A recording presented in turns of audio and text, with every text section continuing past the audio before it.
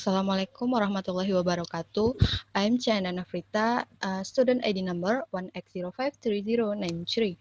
My major is Economic Education in course Monetary Economics and lecture Dr. Zul Abdul MPD. In here, I will to explain about demand for money. Understanding the classical demand for money. Demand for money is desire to hold cash deposit and liquid asset or will in the form of money. Liquidity is the degree to which an asset can be readily converted to spendable cash without a significant loss in value. Nah, permintaan uang ini adalah keinginan untuk menyimpan uang secara tunai dan aset liquid atau kekayaan dalam bentuk uang. Nah, likuiditas atau liquidity ini adalah sejauh mana suatu aset dapat dengan mudah dikonversi menjadi uang tunai yang dapat dihabiskan tanpa kehilangan nilai uang secara signifikan. Transaction demand for money, the desire to hold money to purchase good or service. The greater the value of transaction a person makes, the more will the person need to hold in the form of money. You can use debit or credit card to purchase a good or service. Nah, transaksi permintaan uang ini adalah keinginan memegang uang untuk membeli barang ataupun jasa. Nah, semakin besar nilai transaksi yang dibutuhkan seseorang, maka akan semakin besar juga jumlah kekayaan yang dibutuhkan oleh seseorang. Nah, untuk membeli barang ataupun jasa ini dapat menggunakan kartu debit ataupun kartu kredit. There are three approaches to demand for money. In here, first classical approach, neoclassical approach, and Keynesian approach. First, classical approach. The main aspect of a classical approach. First, money is demanded as a means of payment. B, the amount of money demanded depends on the volume of transaction and price level. And C, the change in the velocity of circulation of money change the quantity of money demanded. Nah, aspek utama dalam pendekatan klasik ini yang pertama yaitu uang diminta sebagai alat pembayaran. Yang B, jumlah uang yang diminta tergantung pada volume transaksi ataupun tingkat harga. Nah, yang terakhir yaitu perubahan kecepatan peredaran uang mengubah jumlah uang yang diminta. Nah, next, the classical approach can be explained in terms of Fisher equation of exchange, which has been stated below. MV equal PT. And where M is money supply, V transaction velocity of money, and P price level, and T transaction. MV is supply of money, and PT demand for money. And next, neoclassical approach. According to this approach, people wish to hold to a certain proportion of national output in the form of money. There exists a proportional relationship between the demand for money and the money value of national output. The demand for money can be expressed as follows. Nah, menurut pendekatan neoklasikal ini, masyarakat ingin mempertahankan proporsi tertentu dari output nasional dalam bentuk uang. Nah, terdapat hubungan proporsional antara permintaan uang dengan nilai uang dari output nasional. And the last, Keynesian approach. Keynes' approach to determine the demand for money is based on money to important function, medium of exchange, and store of value. Nah, pendekatan Keynesian ini menyatakan jika permintaan uang ini dilihat dari dua fungsi utama. Yang pertama, medium of exchange, media pertukaran, dan store of value atau uang sebagai penyimpan nilai. Keynes lists the following three motives for holding money. First, transaction motive.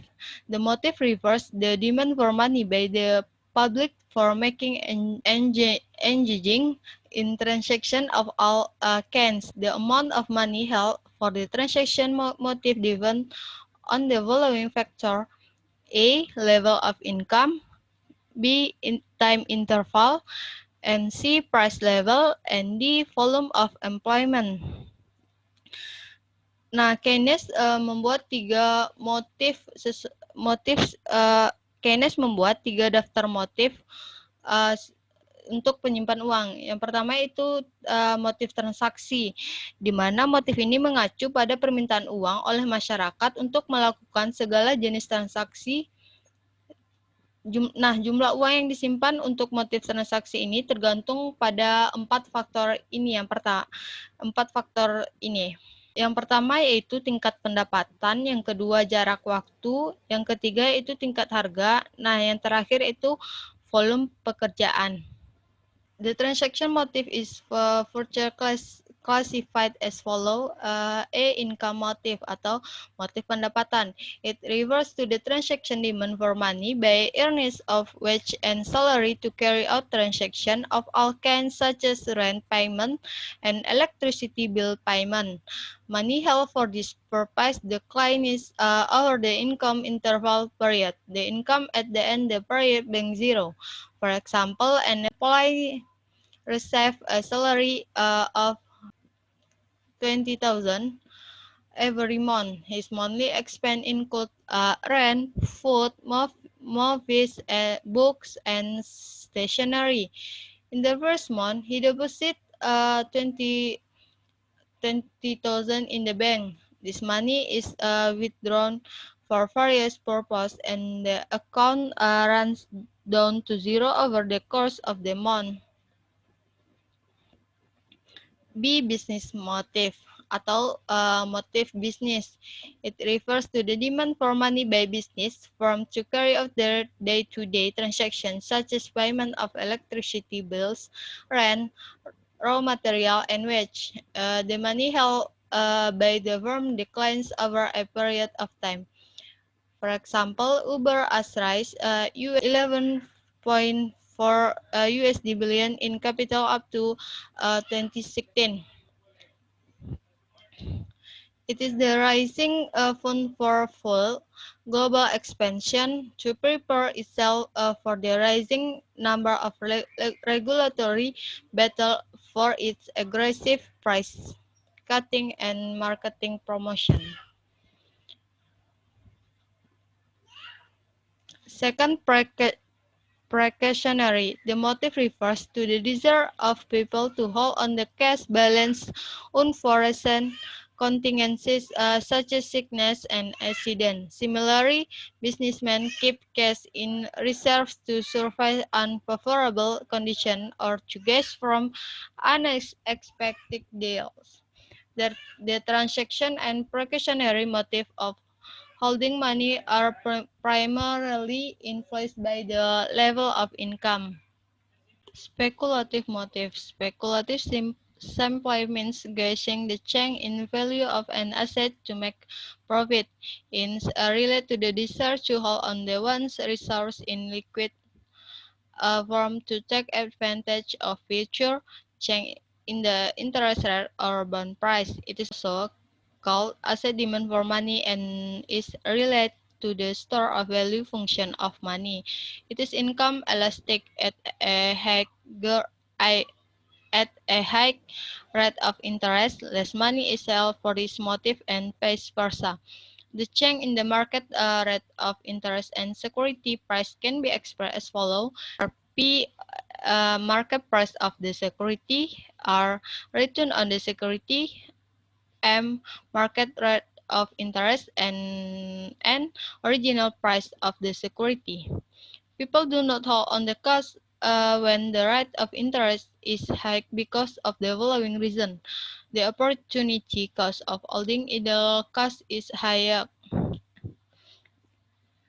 Security price at the time of high interest rate are low, which induce investors to purchase them. And the next, therefore the determinant of the demand for money. Terdapat 4 determinannya permintaan uang. Yang pertama,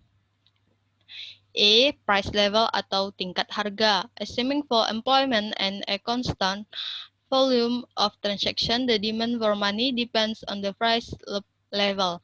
Relaxing the assumption of full employment, the demand for money is determined by the price level and the volume of transaction, that is PG. B. Income atau pendapatan. The transaction and precautionary demand for money depends on income.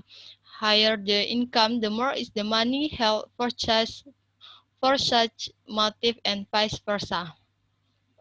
C. Interest rate atau suku bunga. When people hold on to cash or idle balance, they incur an opportunity cost in terms of work and interest. The demand for investment in various assets depends on the interest rate. The demand for money for motive other than transaction and precautionary is a function of the rate of interest and is inversely related to the rate of interest.